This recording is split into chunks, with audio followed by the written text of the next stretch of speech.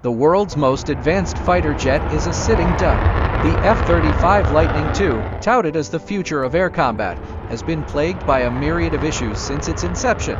From faulty oxygen systems to software glitches, this $1.5 trillion project has been a headache for the US military.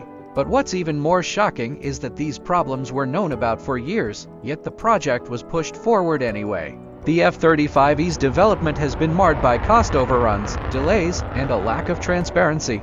The Pentagon has been accused of hiding the true extent of the problems, and even Congress has been left in the dark. It's a scandal that has left many wondering how such a critical project could have gone so wrong. So what does the future hold for the F-35? Will it ever live up to its promise, or is it destined to be a white elephant? Share your thoughts.